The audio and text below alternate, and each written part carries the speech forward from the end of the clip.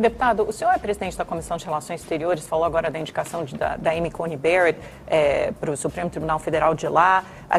Falando sobre Estados Unidos, né, o presidente Bolsonaro foi um dos últimos líderes a reconhecer a vitória de Joe Biden.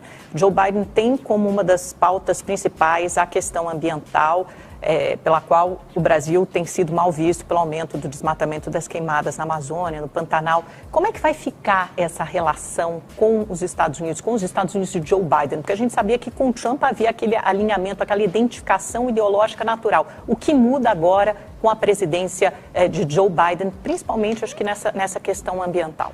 Muito bom, Amanda. Primeiro, por que o presidente só reconheceu agora? Porque só agora o Colégio Eleitoral dos Estados Unidos deu resultado oficial.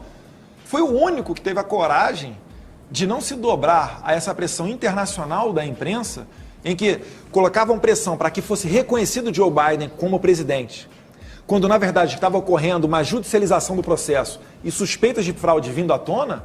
Então, parabéns para o presidente Bolsonaro, que esperou um reconhecimento oficial dos Estados Unidos. Não é o que eu quero, o que você que está assistindo quer. É o que os órgãos oficiais dizem. E ele sempre sinalizou dessa maneira. Quando o órgão oficial, que foi o Colégio Eleitoral, disser quem é o presidente, independentemente de quem seja, ele iria parabenizar. E assim o fez. Agora, nos Estados Unidos, as chances são poucas, mas o processo segue sendo judicializado. Ainda tem água para rolar aí embaixo dessa ponte, mas se verificando Joe Biden, eu acho que a gente tem espaço para conversar sim. A relação entre os dois países está muito acima de duas pessoas.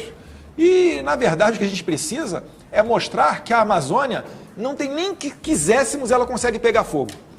O que pega fogo, às vezes, é o entorno da Amazônia e muito mais nos países vizinhos do Brasil do que no próprio Brasil.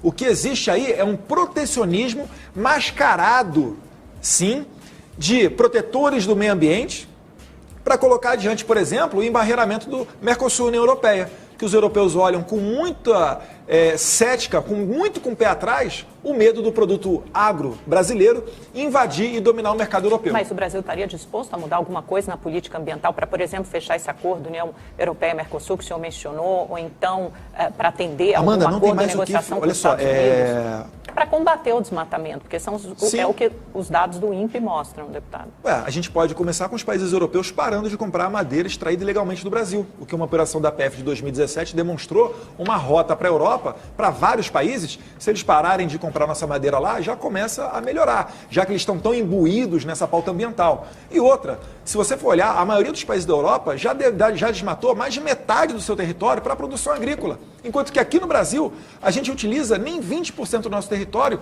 para produtos agro e da agropecuária. Se eles quiserem, se eles acham que vão morrer se essa questão não for colocada adiante, por que eles não começam a reflorestar as florestas deles? Eu gostaria de voltar um pouquinho à questão da China, né? Até porque esse tweet seu que deu problema ali com o embaixador chinês tratava justamente desse assunto. O senhor acusou a China de espionagem, né? Embora, enfim, isso não tenha sido... Vários acusam, embora isso não tenha sido, enfim, amplamente comprovado. Mas, de qualquer forma, voltando à questão do 5G, que eu acho que é importante e vai ser provavelmente definida no primeiro semestre do ano que vem. Na sua visão, na sua opinião e do governo, a China deve ser autorizada a participar? Porque aí a gente tem uma questão que não é só que se trata do nosso principal parceiro comercial e um grande investidor do Brasil. A gente tem uma questão também de infraestrutura, né? Hoje a China, a Huawei, detém 1/3, quase 40% da infraestrutura de telefonia celular, de 3G e 4G. Se você tivesse que trocar tudo isso, porque tem que ser da mesma operadora para conversar com 5G, isso demandaria um investimento enorme das próprias teles. Então, as teles brasileiras publicamente já se colocaram a favor da participação da Huawei, porque senão você precisaria de um investimento gigantesco e, obviamente, subiria a tarifa, cairia no nosso bolso, no bolso do consumidor. Como resolver esse impasse? Amanda, primeiro, esses seus argumentos elas estão no senso comum, mas não estão na base técnica. O que eu quero dizer com isso? É que a estrutura do 5G ela é totalmente diferente da 3 e 4G. Então, é uma estrutura que tem que ser criada a partir do zero. Não existe essa coisa de, não, vou colocar o chip 5G e a rede 4G vai servir. Não, é uma estrutura totalmente diferente. As torres vão ter que ser construídas e tudo partir do zero. Então não existe esse prejuízo que você está falando, mano. Mas eles já logam, né? Até as teles, a Anatel ela não se posicionou ainda sobre esse assunto. Não, né? Verdade. Então, é o posicionamento que eu acredito, melhor posicionamento técnico que teria é o da Anatel. E eu vou um pouquinho mais adiante, é que eu vou separar essa questão. Eu não vou nem falar na China.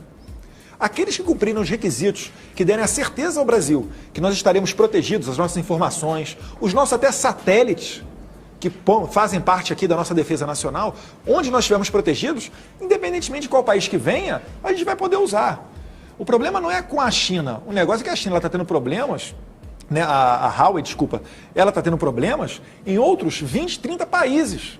Né? A Austrália está com uma situação delicadíssima, onde a empresa está sendo acusada de corrupção, tentando corromper agentes do governo para colocar adiante o seu produto.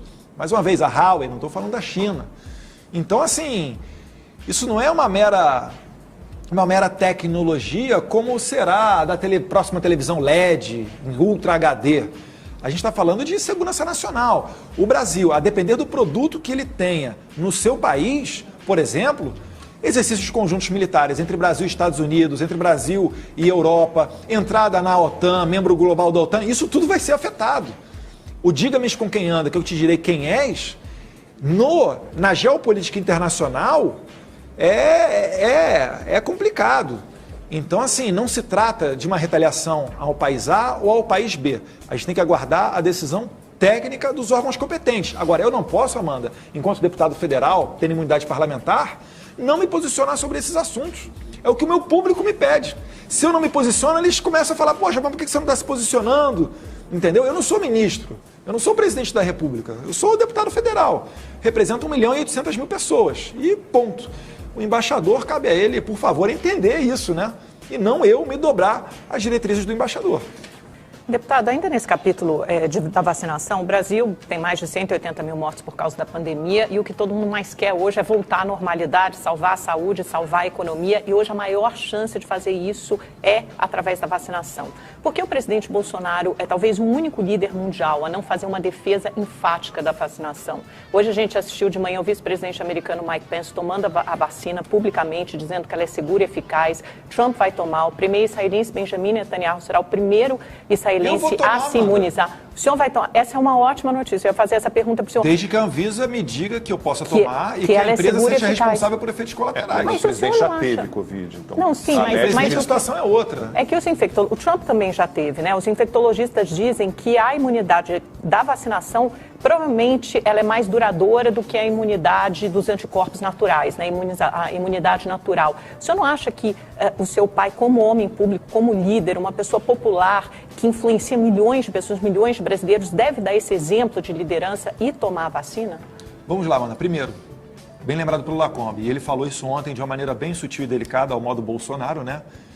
Em que ele fala, ô sujeito, eu já tomei a vacina, ele não precisa usar máscara ou tomar outra vacina. Eu conversei com a doutora Nise Yamaguchi, imunologista reconhecida, tem PhDs e diplomas lá que não cabem na parede aqui do estúdio inteiro.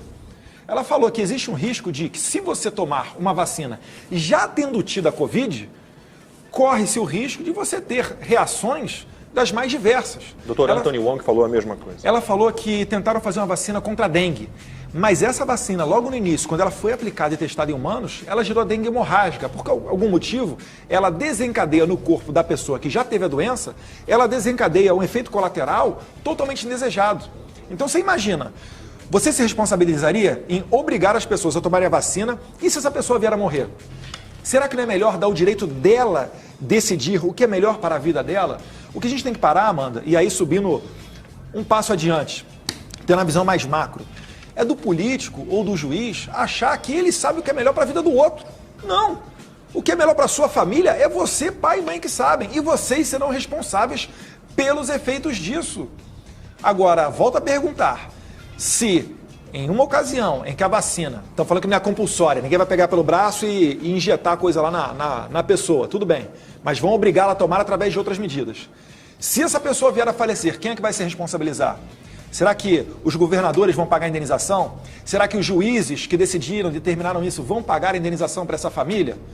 Eu não coloco, né, a minha responsabilidade na reta. Vacina-se quem quiser e acabou. Mas, deputado, aqui na questão da vacina há uma questão também de coletividade, né? Se as pessoas não se imunizarem em número suficiente, por exemplo, 70% da vacinação, você não cria a tão sonhada imunidade de rebanho, né? É por isso que o coletivo é muito importante. Se a gente lança mais dúvida e desconfiança sobre a vacina, você desencoraja as pessoas a se vacinar. Mas eu não estou lançando dúvidas e desconfianças, estou ouvindo a doutora Nise Yamaguchi, né?